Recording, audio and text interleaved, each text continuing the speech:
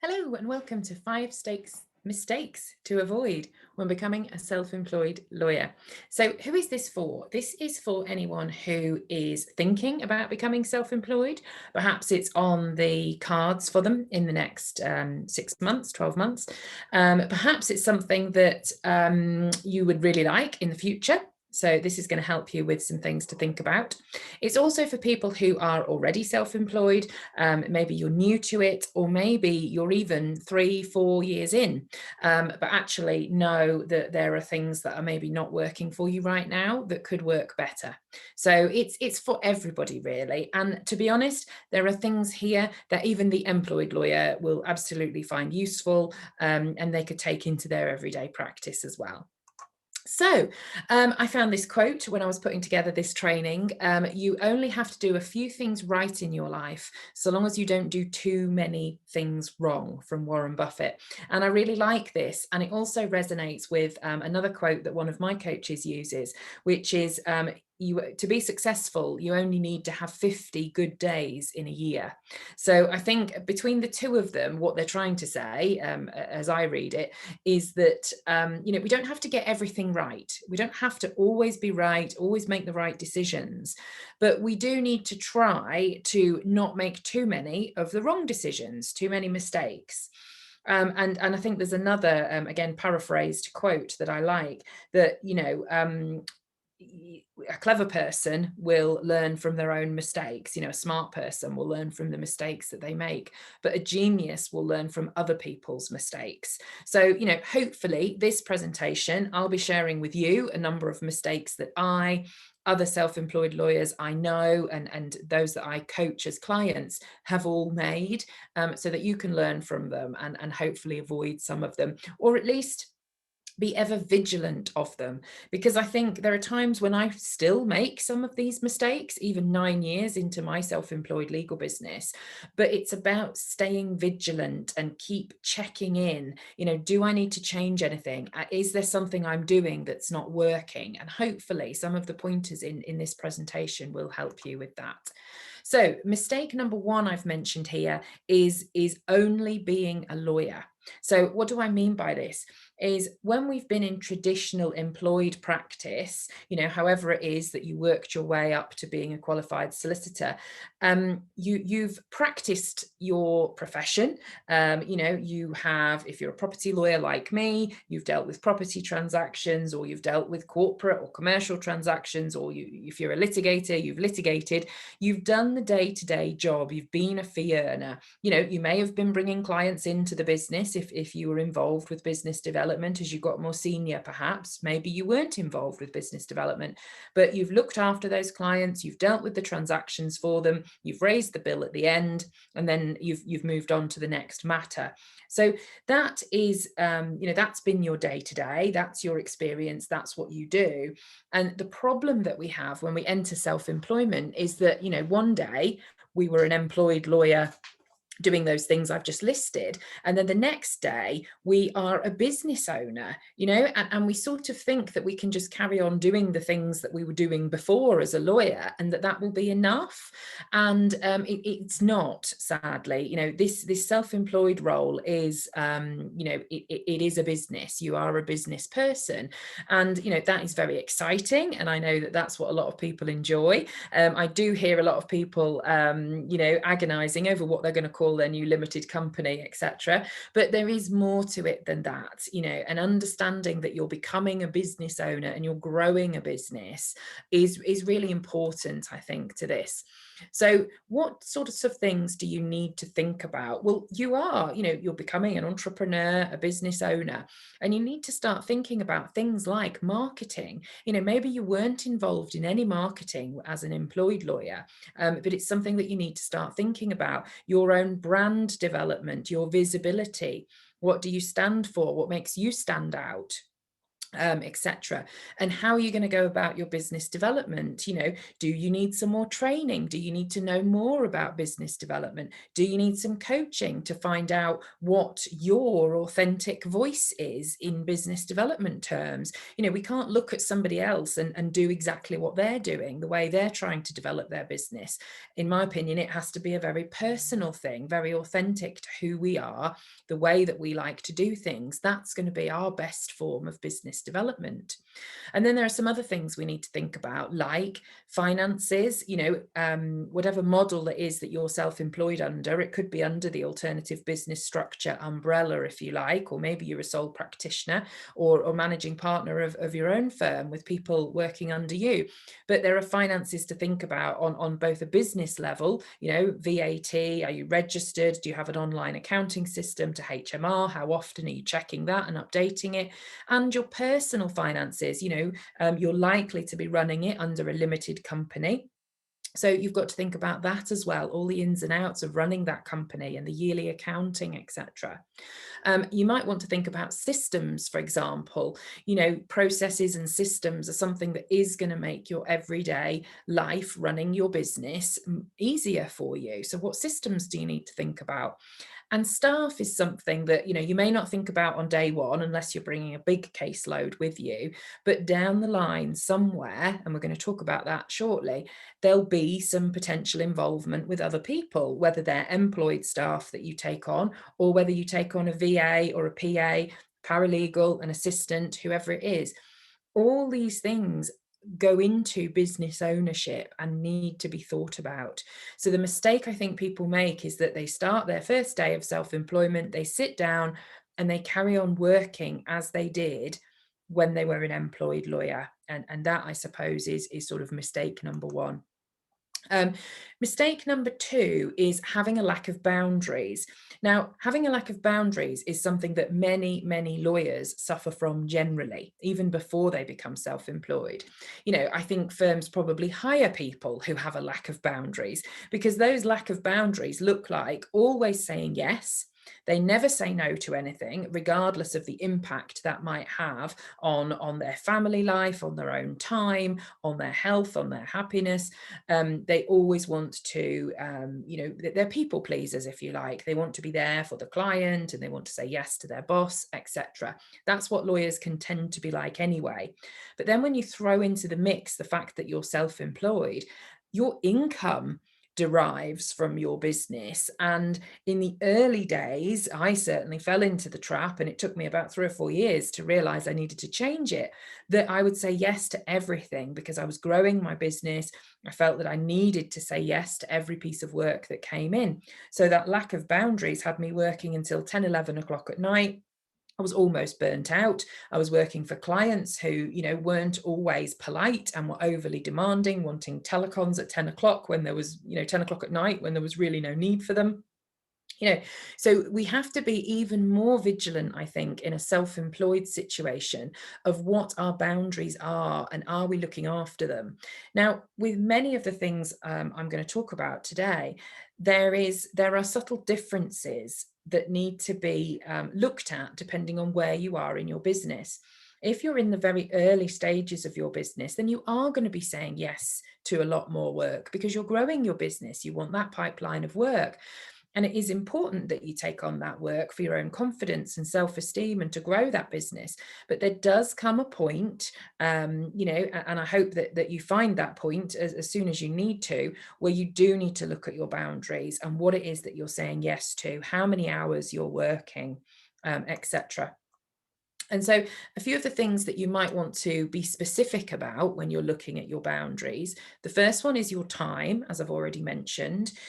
Are you working too long hours in the day? Is perhaps your other half or your friends or family saying, well, I thought you became self-employed because you wanted a better work-life balance and you didn't want to work all these long hours, and yet you're working as many hours, if not longer. I mean, that was certainly the situation I found myself in when I transitioned from employed 4 days a week when I had my first son to self-employed. I was working, probably looking back now, double the amount of hours.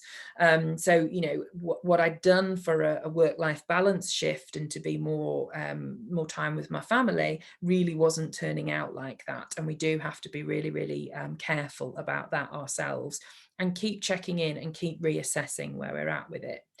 The other point to have a look at in terms of our boundaries is our charging, our pricing.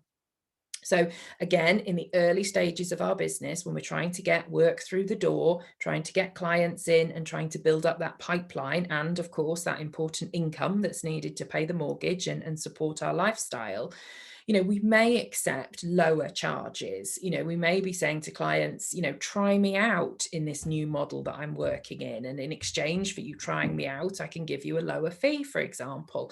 But again, we need to be very careful with that. Don't keep your fees too low for too long, because it is a real evidence of a lack of boundaries if we're not charging enough for our time. You know, we are experts at what we do. We need to be really careful that we are charging for that appropriately, because as our businesses grow, this is a way of making sure that we've got the income that we want without working all those hours. And looking at our pricing and our charging is what's so important there. I know with the business mastermind group, one of the things that people are so keen on is the guest expert I'm having come in to talk about charging your worth. You know, she is going to be helping people to make sure that they are charging based on value, you know, the value that they give, rather than just the time that they spend, which is a very common problem for lawyers. So, I mean, I know she uses the example, and you may have heard it before, of you know, the fact that a client might phone you up about a fairly technical or complicated point, but because you've advised on it before, you know the answer, and you can give the client that advice either in that moment on the phone, or maybe a written advice that follows up, but you can do it quite quickly. Now, do you only charge the client for half an hour or an hour of your time? If you were able to tell them on the phone, do you not charge them at all because of how quickly you could deliver that advice? Or do you charge them based on the fact that it took you 10 or 15 years of experience to be able to arrive at that answer? So, you know, these are things that we all need to think about when we're thinking about our charges.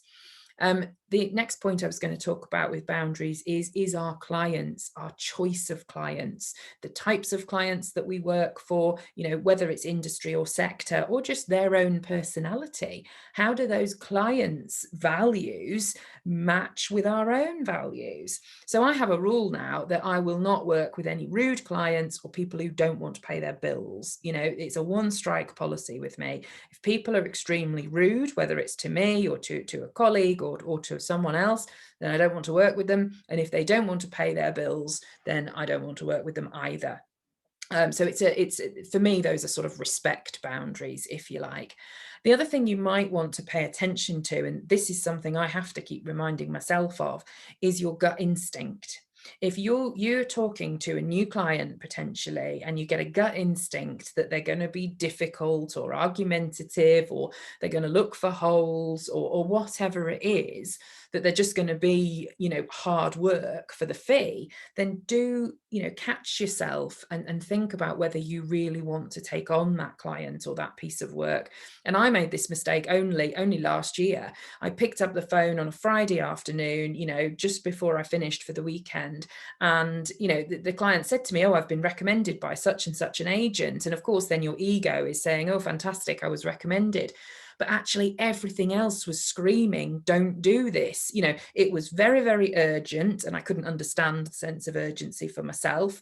He was trying to haggle on price when I was already giving him a very, very reasonable price, and various other things that were just screaming at me, "Don't do this." And actually, in hindsight, I very much wish that I hadn't taken on that client. And, you know, I will remind myself next time I'm in that situation to really listen to my gut instinct. So I would recommend that you do that as well. Mistake number 3 is very linked to the points we've already made. You know, are you working in your business rather than on your business? Now, so many business owners make this mistake, but I think it's almost even easier for lawyers because of point one that I mentioned right at the beginning. It's very easy to sit down and do the fee earning, to do the work. And that's where you're working in your business, just as you did when you were an employee, except that this is your business. And you're not actually working on developing your own business. And, that is something that you do need to think about. Now, what you want out of your business is your business, for want of a better way of putting it. And this is another thing that we do need to do that actually isn't covered on the slides, which is at some point decide what we do want out of our business, or at least what we want this year, or next year. Do we want to grow this business so that maybe there are other people involved in it? Or do we just want it to provide a certain level of income for ourselves and our families? You need to decide what it is that you want out of your business in the longer term, and a coach or a mentor would be able to help you with that. But, it's looking at what do I want from my business, and therefore what do I need to put into it? Okay, so what we will normally find is that people will spend the vast majority of their time, if not pretty much all of their time, doing the fee earning bit. That's what they're used to. That's what they did in practice, is how they make their money. And that's what they will do when they start their business. And sometimes 3 or 4 years into their business, that's what they're doing. But they do need to make time for the admin parts of the business. And that might be your personal admin related to your limited company. It might be admin related to the legal work that you're doing, but that admin needs to be done at some point. And also, if you're going to have a business, whatever size you want, you're going to have to think about business development, marketing, branding development, visibility, all those sorts of things. How much time in the week or the month are you spending on business development? Because when we're busy, it's easy to just get on with the work and not do business development. But of course, we can't just wait until the quiet periods and then do our business development. We need to be doing an element of business development all the time, so that there's there's something underneath that's underpinning our business development activities. So there needs to be something that is regular and consistent. Now, what that something is personal to you and your businesses. Maybe it's a post on LinkedIn, however often you decide. Maybe it's a YouTube video. Maybe it's an email or a newsletter. What it is personal to you, and again goes to that point of what's authentic for you. What's your authentic way of business development? And what do you want to be spending your time on? But how often are you going to do that to keep a level of consistency, so that even on the busy times, there's some consistency going on, so that you're still in people's minds and at the front of their thoughts. And then you can have sort of stepped up, if you like, levels of business development at times when it is a bit quieter, or when there's a natural lull in your work, or whatever it is. But these, business development marketing is very personal to you and your business. But I would just encourage you to think about it. What does it look like now? Does it exist at all? What would you be doing in an ideal world for business development? What suits you and your personality and your clients and your sector? And how can you have a little bit of a strategy around that? It doesn't need to be pages and pages of a document. It might just be, I'm going to do 1 YouTube video a month, or 2 a month, or, I'm going to send out an email to my clients once a month, just with a little thought for the month, or whatever it is. But just having an idea about some strategy that can be like your baseline that underpins your business, so that even if you're very busy and everything else is going on work-wise, you've got this base level of business development going on. And it is really important to try and set aside a little bit of dedicated time a month to do that, so that you make sure the business development happens. So the next mistake here is not getting any help, or not getting the right help, not getting enough help, however you want to put it. Again, mindset trait of lawyers can be very much that, we're the expert. We don't want to ask for help. We don't want to admit that we don't know what we're doing. It tends to be a common mindset in lawyers.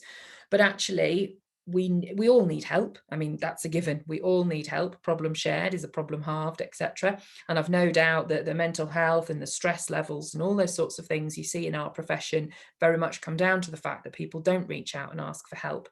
But this is your business. You're growing your business. You want your business to be the best it can be. You need to learn from other people who've already been there. So it may be that you need some informal mentoring, maybe you need business coaching, maybe it's friendly advice from someone you know who's been there, maybe it's expert advice that you need. Within my business mastermind, that's why we have these guest experts come in. I mentioned the, charging what you're worth, got a separate pricing person. We've got a person about how to get started with your business and the things you need to think about regularly in terms of running a business. We've got people who are experts in marketing, accountants who work with self-employed lawyers, all that expert advice that you need access to. Make sure you're getting the help that you need. And admin support I've put at the top there, because for me, that was my biggest game changer, was actually getting someone to help me with the day-to-day admin. Now, when you're growing your business, or perhaps when you're new to it, you don't want to sort of sacrifice some of the income you've got coming in to pay for someone else. But admin support can be very ad hoc. If you find the right system for you, you can just pay for an hour a week initially, or a couple of hours a month, or whatever it is that you need. Find someone who is flexible and willing to work with you in that way. And there are plenty out there who can support you, but in a way that, as your business grows, the level of work that you give them can grow. But actually, it really does help free you up, whether it's to do the chargeable work for clients, or whether it's to do the business development, which is also very important, or whether it's to actually go and have some downtime. I realized a few years into my business that I was much happier paying £20 an hour for someone to help me do my stamp duty returns and my land registry applications, etc., even if I was going to the park with the children for an hour. I decided that my time with the children was actually valuable. So I'd rather pay for some administrative support to help me with that. So it is very, very important as your business grows that every so often you stop and look, what support and help am I getting? And ask yourself, what support and help do I need? And where can I reach out and get that help from? So number 5 here follows on very much from the point I've just made, is about there is a mistake in having a lawyer's mindset and not the mindset of a business owner. So lawyer's mindset is, as I've discussed already, sitting down, doing the fee earning, getting the job done for the client, then maybe getting another job from that client, or moving on to a job for someone else. It's recording your chargeable time, it's raising your bills, it's keeping your utilization high. That is a lawyer's traditional mindset. But when you're self-employed, it is about adopting the mindset of a business owner. So the things that you need to think about, we've covered already in the session. How can you look for the help that you need? Ask for the help when you need it. How can you think about activities like business development, brand development, all those things that you need to do to grow your business and to just keep levels of business coming in. Even if you don't want to grow your business, particularly large, you still want to have that pipeline of work coming in so that you can have that income that you want. So this was a great quote I came across when I was putting this presentation together. There is a difference between failure and our struggle with failure. You don't have to struggle with the idea of failure, which I know lawyers do. We do. We don't like the idea of mistakes, getting something wrong. It's ingrained in us. But that is a choice we can make. If we accept the fact that the person who fails the most wins the most, then you can accept that putting effort into something that fails is a key part of our job. So I like to make an example here, where the first time I tried to delegate, it went very badly wrong. So I was very busy within my business, few years in, and I decided I had this smallish job that I would delegate to somebody else. And they didn't do the job in the time frame that it needed doing. They were going on holiday. They gave me the job back. It had then become urgent and needed to be done straight away. And they also felt that they needed to be paid for the bit of work that they had done. Now, I made a lot of mistakes there. I made a lot of mistakes in the way that I delegated it, didn't explain the time frames. We didn't agree on the way that the fees were going to work properly. I didn't make it clear what was expected of that person who was doing that job for me. So I made a lot of mistakes there. But because that experience didn't work out with that delegation, I didn't do it again for another 6 or 8 months. So I just went back to doing all my work myself, all the long hours, all the long days, getting resentful of the work, not sure if I wanted to do it anymore because I'd failed at my first attempt at delegation. Now, thank goodness I gave it another go.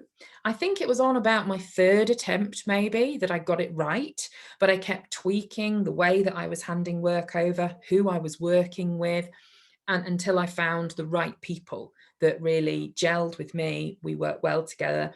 And now I'm about 3 or 4 years into working with the same person, who's absolutely my right-hand woman. And, you know, every year we sit down in December, January, and look at what we're going to tweak and what we're going to change, how we can make it work even better between us.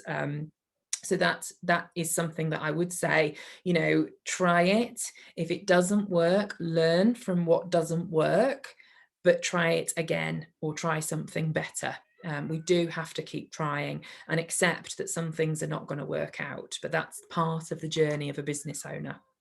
So just one final thing there I wanted to share, that, you know, when I started my legal business, when my first son was young, I just wanted to be paid for doing the work that I wanted to do, which was leases mainly. I love a good lease, when and where I wanted to do that work. And that was as much as I thought about, you know. But when we do become self-employed as lawyers, we need to be really careful that we don't find ourselves just living the life that we tried to leave. And this is exactly what happened to me 3 or so years into my business. I was working longer hours. I was more stressed out than I'd ever been in practice. And so I really had to question what it was that I wanted out of this self-employed legal business. And that's when I started to look at making changes. And having learnt from those, I want to obviously share with you the mistakes that I made, to see if you can perhaps avoid some of them, some of the pitfalls. So if we don't know each other, my name is Hannah Beko. I hope that webinar presentation was useful for you. A little bit about myself. I'm a commercial property lawyer. I've had a self-employed legal business for 9 years. I also started my second business, Authentically Speaking, 5 years ago, which is a training, coaching and speaking business predominantly for lawyers. I've also recently created the Lawyers Business Mastermind because I am so passionate about helping lawyers develop businesses for them that are sustainable, they are not going to burn out, that they love their businesses, they create what they want for their lifestyle, for their family, and that really works for them. I also spend a lot of time not just training and coaching and working in this area, but researching it as well. It's something, as I say, that it is absolutely a passion of mine. So my book, The Authentic Lawyer, will be coming out hopefully quite shortly. And I'm also co-authoring Future Proof Your Legal Career, with a couple of other fantastic coaches that will come out later in 2021. But if we're not already connected, do connect with me on LinkedIn. If you'd like to find out some more about the Lawyers Business Mastermind, which is launching, which launched in March 2021, it is rolling entry, so anyone can come and join us anytime they want to. And you're very welcome to book a chat with me to find out more about how the Business Mastermind works. But in essence, it brings together pretty much everything that I've been talking about in this presentation, which is how can you have the help and the support from people who've been there before? How can you grow your skills in business development? And very crucially, set aside time for that business development. You know, we do all that as part of the group, not only help you with ideas for your business development, but actually in terms of booking it into your diary of this is when I'm going to spend time on my business rather than working in it. So if that would be of any interest to you, do get in touch with me and let's have a chat. But thank you very much. And I look forward to speaking to you again soon.